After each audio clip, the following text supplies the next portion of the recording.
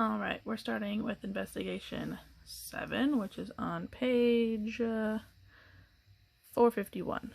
So we are collecting data with surveys, and in investigation 6, we talked about different graphs, and a pictograph displayed the favorite lunches of the students in room 12.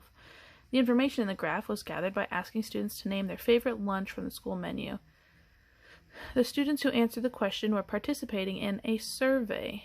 A survey is an effort to gather specific information about a group or population. Pretty much like that exit ticket I've been having you doing. It's a survey, so I can see how you guys are doing in your work. People who make surveys collect information about part of the population. This part is called a sample. So I create the survey, and you guys are my sample group. Then they draw conclusions about how the results of the survey apply to the whole population. So that's for me and my surveys that I make, it's for how they apply to our classroom. In the favorite lunch survey, the students in room 12 were the sample, while all Thompson School students were the population. We don't have population within my surveys. But in this investigation, you will conduct a survey of students in your class, which we'll get to that. You will need to write questions for this survey. We'll get to that, so don't worry about that part.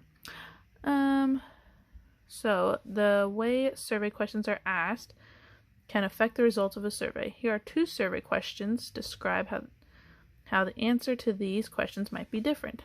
So our one question, sorry for the glare, is which of these school lunches is your favorite? So you can pick from these 4. You can pick tuna, pizza, turkey, chicken.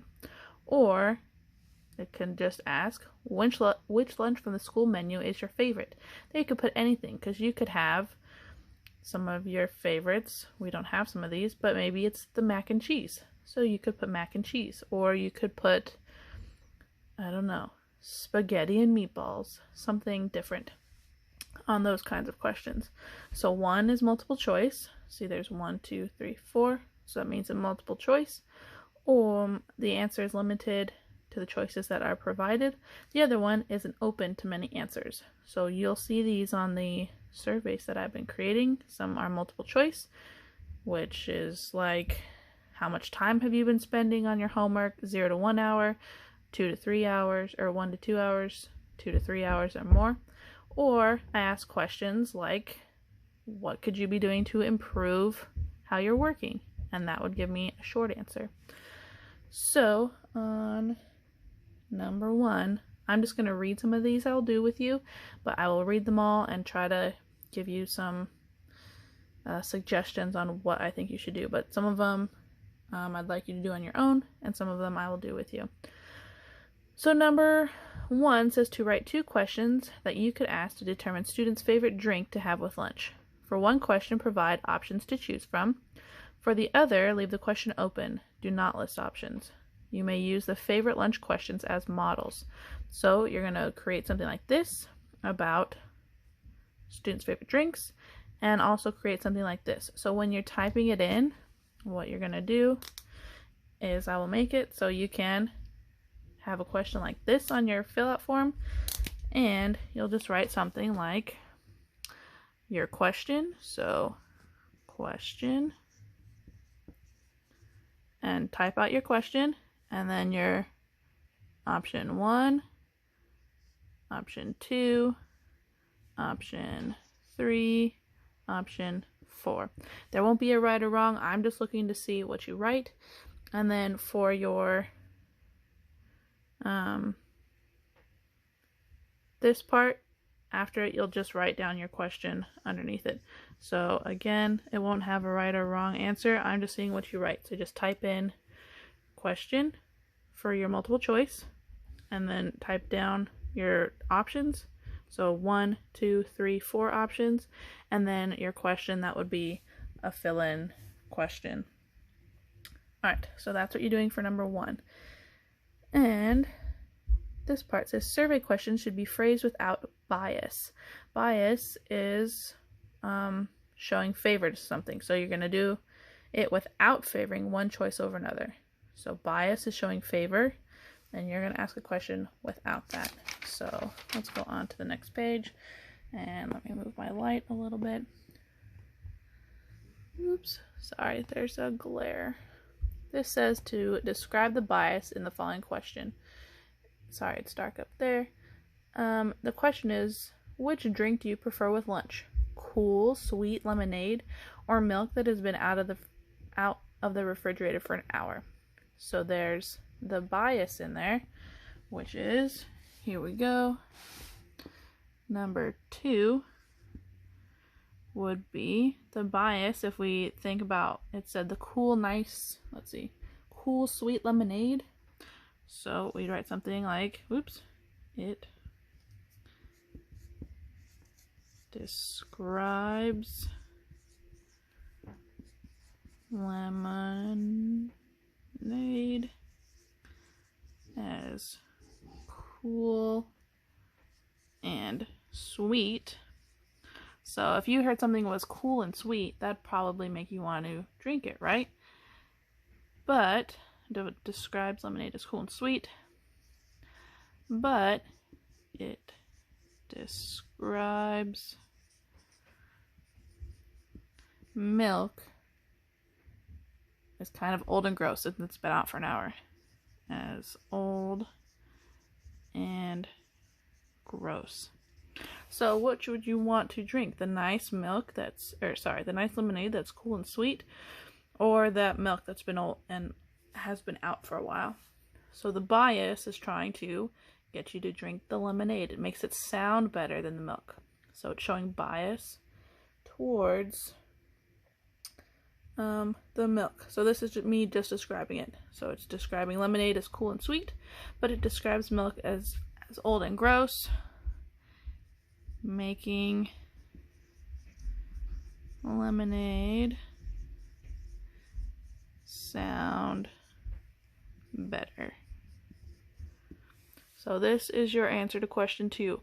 Please be writing on a separate sheet of paper so that way you don't have to go back and watch this or get it wrong. Because if you're not taking the time to watch these videos that I'm taking the time to make, that's not good.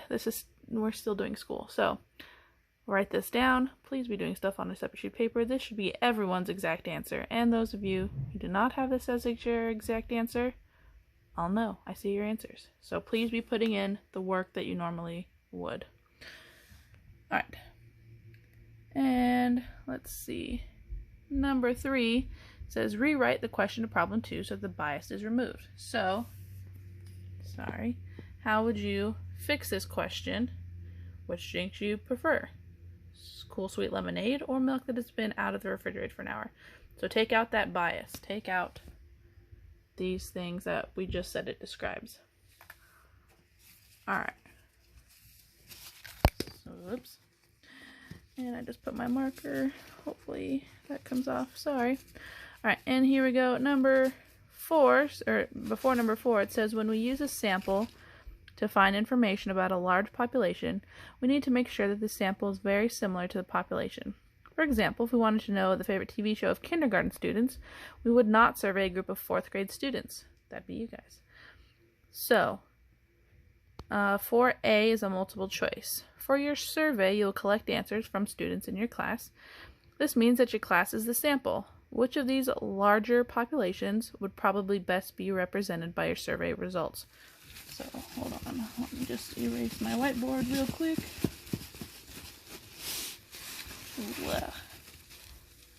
Alright, sorry about that. Okay, so, try to get rid of the glare as much as I can. There we go. All the students in the school. So we're looking for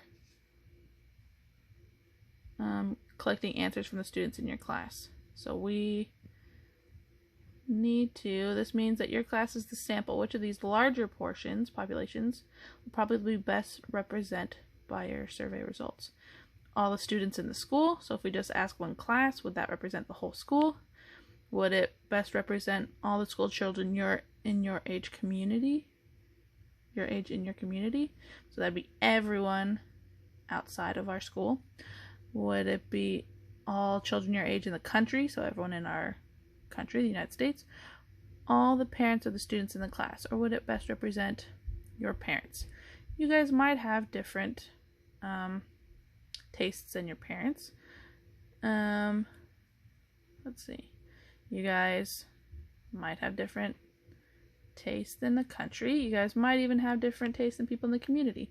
But you guys might have similar answers to all the students in the school. But let me make sure, because that doesn't sound right now that I say it.